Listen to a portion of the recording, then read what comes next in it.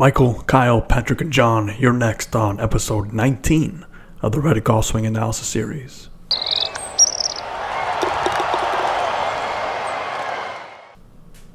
Hello friends and members of the Line Golf Academy.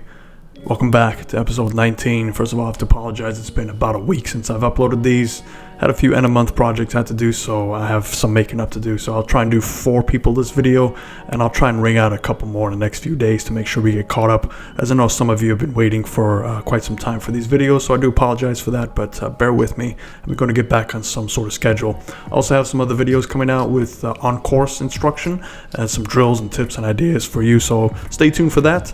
And as I always say in my disclaimers here, this is not a lesson, this is more of a swing evaluation to kind of detail the cause and effect on what creates golf swings and what creates compensation moves and how that can directly impact your range of your ball flight and also your discrepancies. So we all have discrepancies. Nobody can hit it perfect out there. It's how big is your discrepancy, and if something in your cause and effect is causing your discrepancy to get bigger, then that's not the direction you want to go in. And I highly suggest that once you do see this evaluation, to definitely work with a professional if you're not already. As you can see, investing in your game really comes down to having a keen eye who can help you understand the motions and also kick down some knowledge to you to get you to those goals sooner. So with that being said, let's jump right on it. John, we have you up here first. Now John has quite the backstory here. He is a mid handicap golfer trying to break 90, and this will be his second season golfing, so welcome to golf for the second season, John.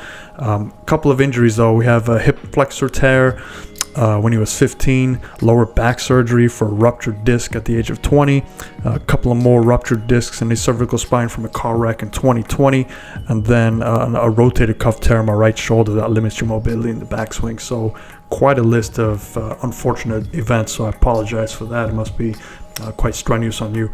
With that understanding, I would highly suggest you work with somebody to increase your range of motion, somebody that's TPI certified that can help you get some more flexion.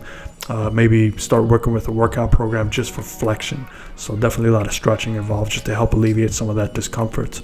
So I haven't looked at any of these swings. I just kind of put them up there right away so we can watch these swings together and just take this from here. Okay, so for quite a list of injuries, you do a really good job of turning. I mean, you definitely get a lot of turn going on here. You're almost borderline too much turn. When you have so much turn, you kind of take the roll of the hands out of it, and as a result they get kind of lost. Not quite sure of what to do to keep up with that centeredness. But let's take a look at your setup here. So setup looks pretty good. Tiny bit of forward press, but it's not too concerning. Let's just take a look. So we're going to draw a right brace line here. I'm going to draw some impact lines just to see what goes on at impact. This is the most important one for you, just by looking at a couple of your swings here, is how much does your head move. And we're going to set your spine angle up at starting position. So your spine angle is slightly back. It doesn't say what club you're using. Sorry, 7-iron. Okay, so 7-iron. And let's take a look here. Okay, you're definitely trying to get that weight to your right side. Driving back in it. Okay, there's just a slight disconnection between your arms, your hands, and also the body. So basically, if you think about this, the hands need to move faster than the body, and the club head needs to move faster than the hands. Now that's if you're staying in a centered position. So the best way I can explain this is if you are on a merry-go-round, where the center is your body, and that's what's producing the power. So the engine's in the center of the merry-go-round, and the horses are on the outside. Now the faster that center moves, the hands need to keep up with that. So it's the same RPMs, they're revolving the same amount, but miles per hour, the horses are moving much faster. So your hands, the more you turn, the more it relies on your hands to keep up with that turn. And if they don't keep up with them, they start lagging behind, and it causes you to kind of flip or just do what you can to square that club face up. So with that being said, if you take a look at the amount of rotation you do get, you get quite a significant turn here. The thing I do love that you do a great job of is you keep your hands and arms in front of your chest. So if we can draw a line here where you can see the amount of turn that you're establishing, that's quite some turn. That's upwards in the 100-degree plus range. Tour average is 89 degrees, so you're definitely getting more turn. Now, let's look at how we're getting that turn.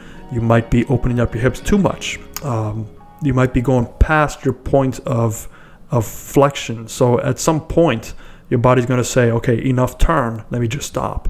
So maybe limit that turn by not opening up your hips as much. But then again, that depends on how much that will affect your plane coming in from down the line. So we have to see what your plane does. Your arms look a little bit low compared to where your turn should be. Your hand should be a little bit higher, and we can tell that just by the way the club is sitting at the top. But in all, the club face is pretty square to your forearm. And because you've moved your whole body over, excuse me, you can see your head is kind of moved half a head width outside of that box. At some point, you're going to have to move back into the target, which you do a good job. Now your head's back in the box. Now you'll see something interesting. Your head stops in the box because it's realizing, hey, I can't keep going forward or my hands have to flip. So it's kind of stuck there.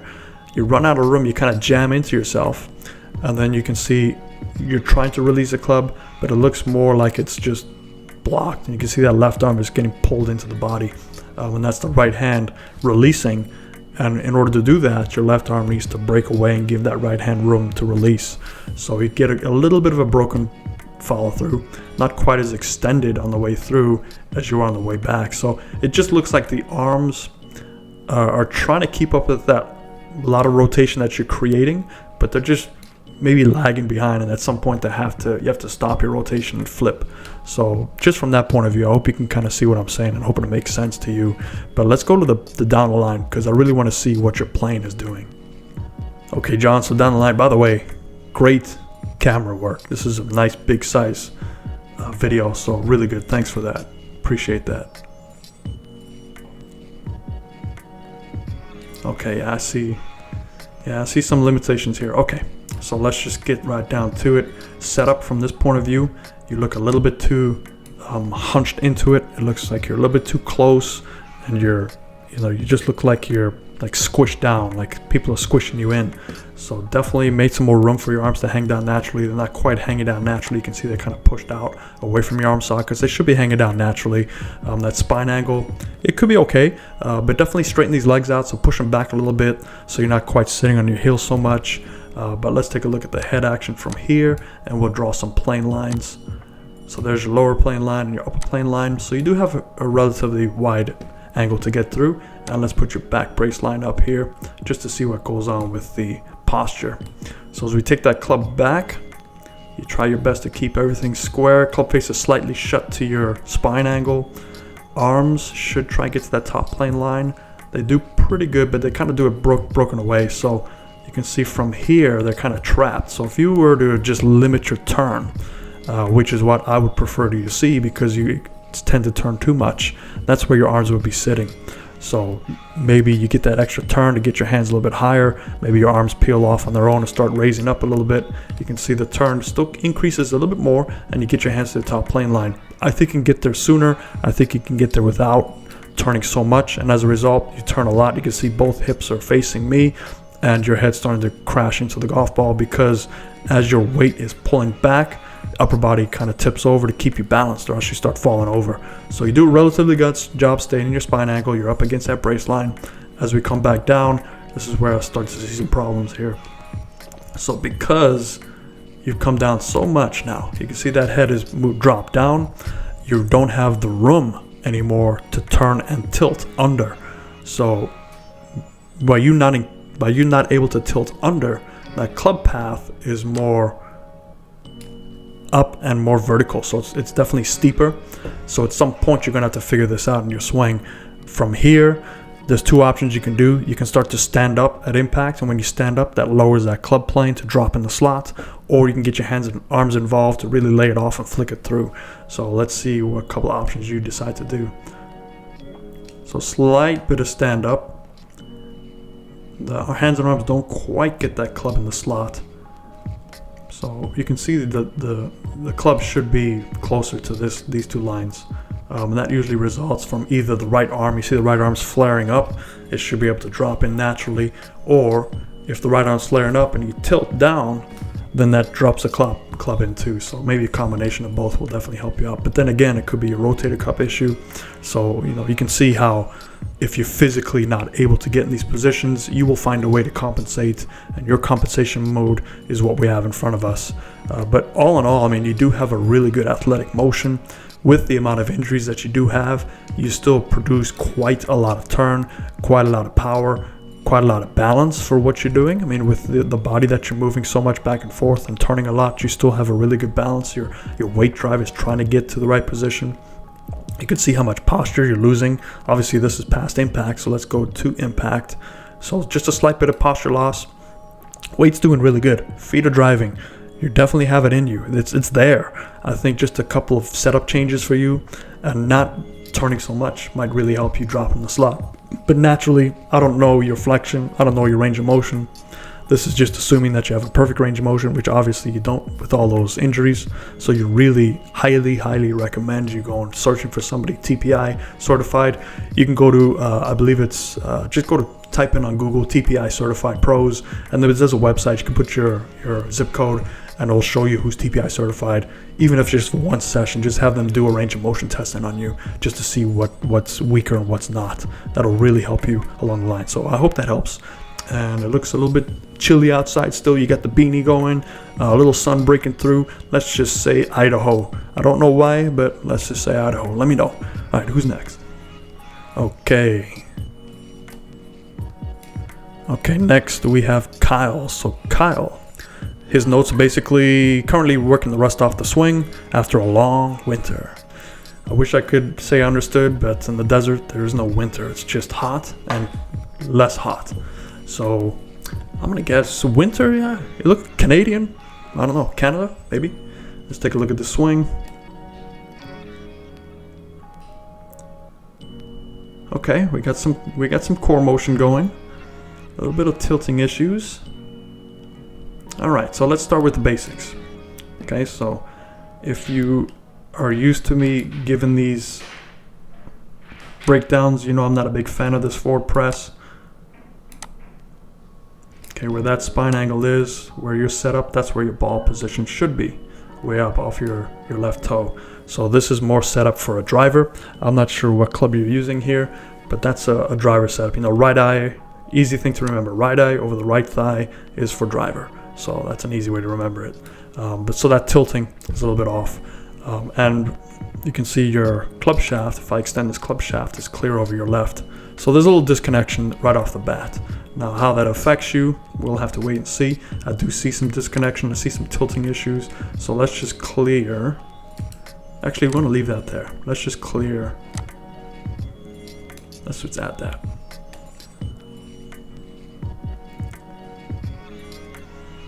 Okay, yeah, definitely some tilting issues. Be interesting to see from the down the line. Do a good job of going along that right brace line though. Okay, let's take a look on the way down. Okay, trying to get into that impact zone. Hands are slightly disconnected, playing catch up here. Do we do the hold off release? That's not too bad. Okay, you make it work. So when I'm looking at tilting, so obviously it all depends on how much bend you have forward. So let me see if I can do this with a couple of pens. So if this is my spine and these are my shoulders. Okay, so if I'm standing sideways, when I turn, naturally my shoulders are gonna stay level. If I have a lot of bend forward and I turn around my spine, this shoulder should be the same level as the bend. So when you have a pitching wedge, you're more bent over. So as you turn, your shoulders are going to be more bent over than you're at a driver. So it all depends on how much you're tilting. Now, anytime you start adding tilt or losing tilt, that directly affects your plane. It affects your club path. It affects club face to spine angle. It affects a lot. So I just see from this view, besides my bias for that setup, and obviously there's other pros that teach forward press, and that's cool. There's many ways to do this. I just look at things that can be repeatable and less things involved. So I just see this top motion here as a little bit of going down, and the spine is starting to increase that bend, and that's usually caused by the tilting. Hands usually get pretty high, so we'll have to see from down the line to see if that's the case or not.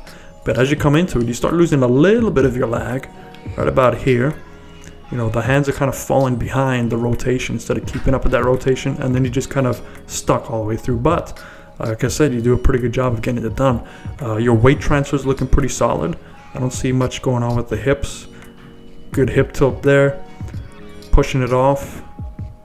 Maybe a little bit lack of pushing, but it could be because we're starting to tip on the way back with our upper body. But overall, it's not too concerning here. There's nothing really sticking out other than that tilt. So let's go look at the down the line. All right, Kyle, so here we go. We got you down the line. Okay, so we know that you get that tiny little forward press. Let's take a look at our spine angle here. So arms aren't quite dropping down naturally. They're still kind of reaching out for you. So I don't know, just play with that. Maybe stand a little closer, or maybe just get a little bit more bend over just to see. But the weighting is supported. So your back of your heels is going right through the center of your hips. So that's pretty good. In terms of your plane line, you can see because you're reaching up, you're pulling your hands higher, that plane line gets much higher and you have less room to work with based on your setup. So you can definitely change that accordingly. But again, don't do it by yourself. Trial and error, go ahead. But I highly recommend, again, at least working with somebody that can go through these motions too. As you take that club back, let's just put one more line back here to see what's going on with your head and also your back brace line. Okay, so we're looking for tilting issues. So based on your setup, your tilt should be about there. Let's take a look if that's the case. Okay, it's a little bit steeper. That left shoulder gets a little bit lower than the right shoulder, so your tilt is actually a little bit steeper than when you first started up. So it could be that your body's trying to get to a position where it should be. Because it looks a little bit too tall at the starting position. Left arm does a good job to get to that top plane line, and that's, you know, that extra little bit of tilt helps you get there. On the way down, we can see club face is slightly shut to your left forearm. You drop it in the slot. Now we're starting to stand up and strike the golf ball. So yeah, you definitely less tilting going on, should be more rotation. Yeah, so I think all in all, it's just, if this was me working with you, I'd obviously test your range of motions to see if you can get in this position. But there was no notes on your email saying that you have any injuries. I'd say your setup needs to change a little bit, maybe a little bit more bent over, which should drop your hands down naturally. Then you have to change your, how far you stand away from the golf ball to make sure that counteracts that. But then overall, I think just maybe a little bit more turn and less tilt at the top, and then on the way through, you see, you kind of get stuck. Trying to reconnect yourself instead of just dropping the hands down and turning. So looks like from the top you're doing a lot of turning instead of just letting the hands drop slightly and then go and turn. So when the hands drop slightly, they drop in the plane quicker, and then from here you can see, even though it's pointing at the golf ball, it's still a little bit steep in terms of your path of the club. So curious to see your misses. You might hit them pull lefts quite a bit with your shorter irons. Maybe you lose them right with the longer clubs like the driver, maybe the hybrids, 3-woods, 5-woods, you might lose them right. Or you time it perfectly and it goes right where we want it to go. But isn't that golf? Most of it's timing. In a nutshell, pretty good base. Not much going on other than maybe little setup changes which affect your tilting. So go take a look at that and also work with the pro if you have one near you. If you don't know anybody, let me know. Maybe I know somebody in your area. But I hope that helps. Let's go to the next one. All right, next up we have Michael. Michael just sent me this. This is a practice session on the range. And basically there's no issues with... Okay, I don't have any issues on here, so we're just kind of a blind evaluation. Okay, pretty simple motion here. A lot of spinning out on that right foot. So it'll be interesting to see your planes on the back to see how that's affected. I do see the hands dropping down. Okay, looks pretty limited in terms of your turning. Okay, and how can we tell this? Let's take a look here. So let's pull up some lines. Okay, right brace line to see if we're shifting by turning instead of shifting by swaying. Impact line. You look a little bit front loaded. So in terms of your weight distribution, it just looks like you're about 65-70% on your left side. It could be your ball position. So you see that ball position is slightly on your forward leg. Hands are slightly pressed as well. So, when you have a slightly forward ball, slightly forward press, you can start to get into this position where you're kind of leaning into the shot already before you even hit it. Be interesting if you have access to a weight plate to at least see where your percentage is, but not, I'd say 99% of us don't. So just feel more centered. It just looks like you're definitely stuck on your left side slightly as you take that club back. Pretty nice one-piece takeaway. Very limited though in your turn. So I see those hips are just kind of trying to turn, but at the top of your swing here, it doesn't look like you're getting quite a lot of turns. So we'll have to see it from the down the line. But just from this point of view, I can get your left shoulder here and your right shoulder there. And then your hips, if we join these hips up. So maybe just a little bit more turn to help you. Maybe it's because you're stuck a little bit on your left side that you have this issue. And as you come down into impact, trying to get that weight going left off the toes. However, you can see that left toe is staying on the ground. Left heel's coming up, pushing into it, and now you're kind of spinning around. So yeah, this definitely looks like a lot of turn on the way through, but not a lot of turn on the way back. So it's almost like you're trying to manufacture some loss of potential storage of power that you could have, because you see that follow through. That follow through is pretty aggressive. I mean, you're definitely going after it, which is good. So I'd say just free it up a little bit on the way back. Other than that, you do a really good job of keeping your hand-arm relationship. So it's right where it needs to be here. As you drop down and turn, you can see the hands are keeping up. Good retention, striking the golf ball here. You can see this nice triangle that you formed where it should be, and that all goes down to your hand position, which is perfect. So the hands are leading the golf ball when you strike it, which is good. And then you just follow through. You can throw a basketball through there, which is nice separation there. So the hands are still along for the ride. They're not crossing over. Nice full follow through. So you definitely have a lot of potential here. I just think your sequencing might be off, and it could be caused by not a lot of turn on the way back and also your setup. So maybe just readjust yourself. So let's take a look at down the line. Okay, Michael, so down the line, let's take a look at this without any lines or anything.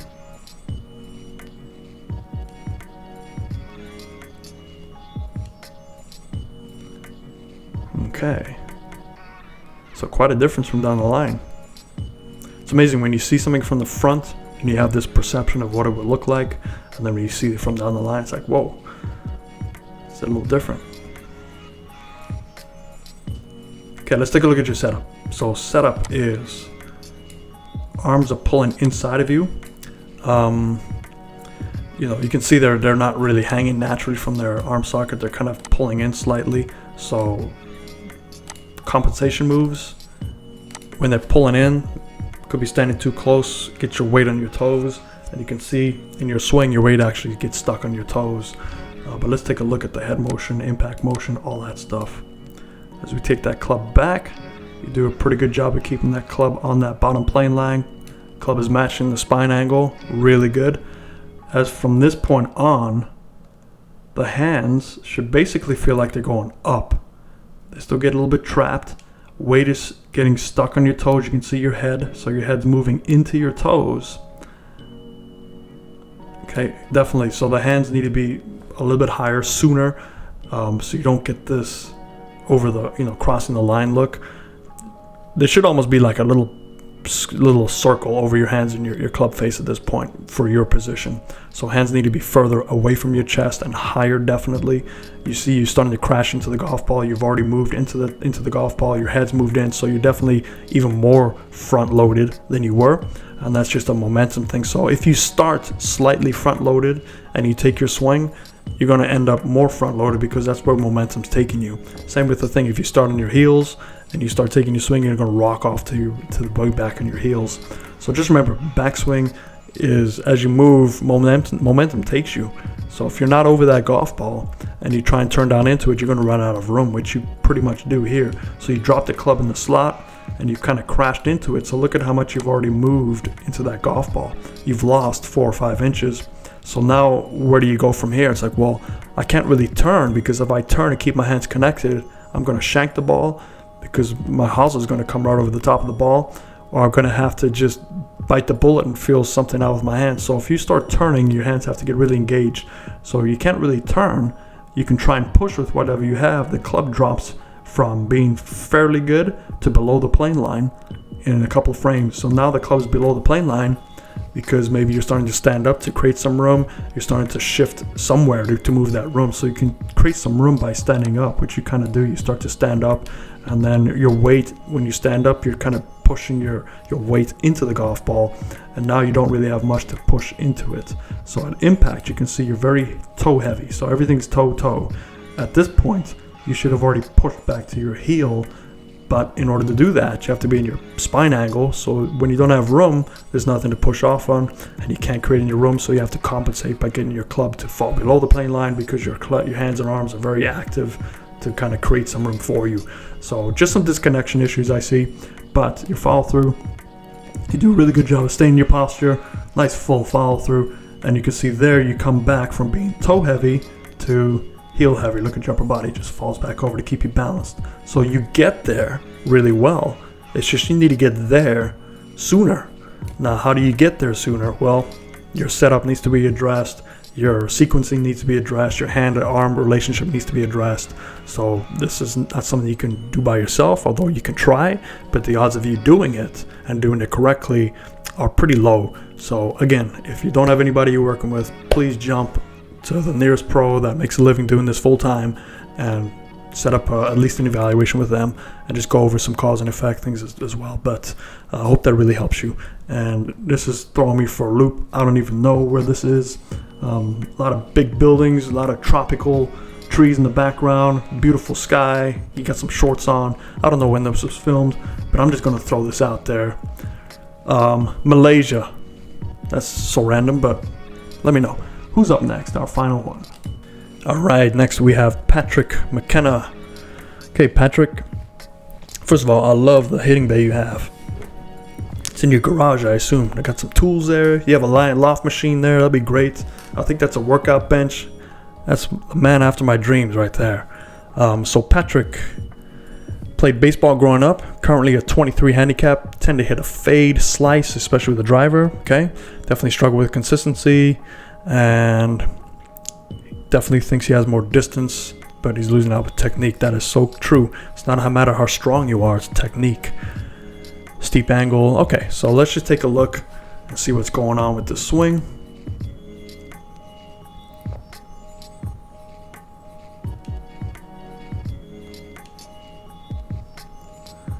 Yeah, you definitely have a lot more.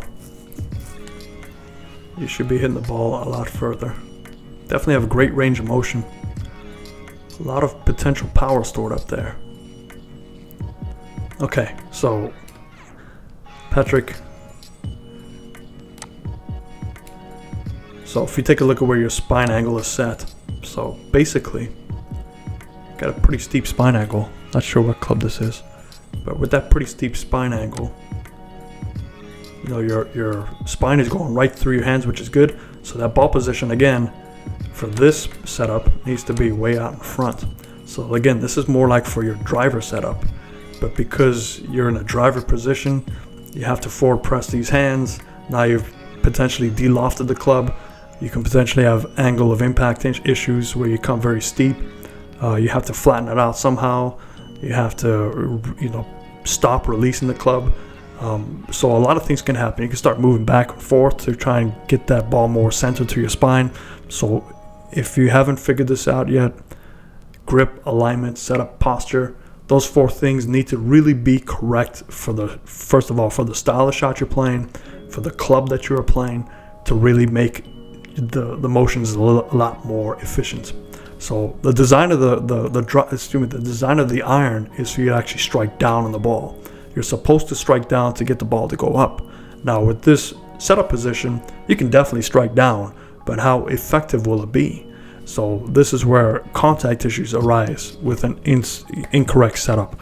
So first of all, right off the bat, the setup needs to be addressed. And there's many drills you can look at, many swing videos you can watch to see what a correct setup is. I'm not a huge fan of forward pressing, specifically when it's for an iron. Now forward press you can get away with the driver because we're trying to hit up on it, and delaying the release to hit up on it with the body, that's fine if your body can do it. So definitely have to have the range of motion to do that stuff. But let's just take a look at a couple things here. Going to put that brace line on there, going to put a little headline over there, and we're going to put a slight little impact line here to see what's going on, and let's take it from there. So you take that club back, you do a really good job of bracing, definitely turning, so really solid position here. I mean, there's no way with that backswing that you should be a 23 handicap. I haven't seen your short game, but that could be where it is. But as you come down into impact, look, you're starting to push into it to now get your spine to straighten out and your hand position to match up where that club should be. Tiny little bit of a delayed release, because if you release that club, it's going so far right for a lefty with that position. But you have a really good range of motion, definitely some power loss. But you'll be amazed with a couple of setup changes and you keep that swing the way it is. Just your setup changes alone, you can now free up to actually release a club face instead of holding it off. It'll be interesting to see what your misses are. You said you tend to hit a fade or slice, especially with the driver. It would make sense, because if you can't release that club face because of your setup, and I'm assuming the setup's the same sort of thing with the driver where you forward press, if you can't release that club, you're going to have to do a lot of rotation and tilting to help square the club face for you with the body. And that's a really hard thing to do. So if you're not able to do that, then contact issues arise. And typically with a club face for you that's open, and if your path is, it doesn't matter where your path is, if the club face overrides that path, that thing's going for you left all day long for that slice. So just be really careful with setup. I'm just imagining that your setup will be causing a lot of these things, because you're clearly athletic. You can get this done. Really good backswing there. Just that shift into the golf ball. You're just trying to reconnect yourself from that setup, because your body's trying to shift into it, right? So your body's trying to shift into it to make up for that forward press. So, your body's initially designed to hit it here, but you start moving into the golf ball to take your center more ahead of the golf ball. So now you can strike down on it where you should have been originally. So you can see how one will cause the other. But let's look at the down the line. All right, Patrick, down the line. Let's take a look here.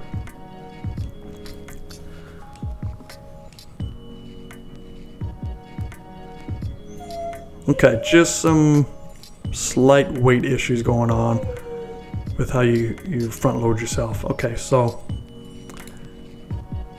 let's draw the plane line. There's your one plane line. Second plane line, you can see you got a very narrow bandwidth to have here. So, again, setup changes. This could be caused by that forward press. Whenever you forward press, your hands start getting higher and away from your body, so it limits your basically your plane. The lower you can get it, the better, but you don't want it too low. You don't want to be sucked in all the way here and have a huge plane line, but then you don't have enough body motion to clear it. So it's a fine balance of finding out that middle point. As you take that club back, you can see your hands and arms are kind of on their own journey. They're not staying down with the body turn. Could be the forward press again. And as you get to the top of the swing, watch your head. So we draw a little line there, and as you turn, your head kind of crashes into that target. So once you're here, now you're kind of stuck on your toes. Don't really have much to push off on, but you do a really good, look at that. I mean, that move here, that's solid. And your whole body's turning and tilting, your hands are keeping up with it. You're pretty close to that plane line. So even though you've kind of shifted a little bit, you're still right on that plane line, which is really good. And as you strike the golf ball, you're gonna try and release it.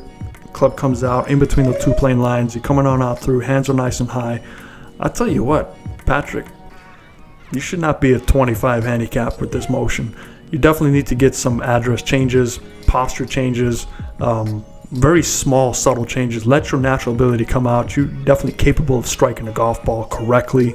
I think right now where you start puts you off, because where you start incorrect, then your body's trying to do the correct motion, but it also has to compensate a little bit to get back to that correct position. So highly recommend some posture drills, some ball position drills, some setup drills, and then just swing with what you have. I mean, you have a really good motion. Try that for like a month or so. Send me another video. I want to see the changes you made, and if you need some more clarification, just mention it in the comments below, and I'll definitely clarify what needs to happen. Maybe shoot you some links to some videos to watch. But I hope that all helps. If you like this video, spread the word. I'm going to shoot through probably 3 or 4 of these this week to try and get us all caught up. Episode 22 or 23 is what we have enough videos for, so I know some of you have been waiting for a while, so I appreciate your patience. But other than that, enjoy the rest of your day, and I can't guess where you're from, but I'm going to just say, with all that stuff, I'm just going to throw it out there, and let's just say somewhere in the basement of Colorado. Hope that is it. Fairways and greens, everybody. Thank you.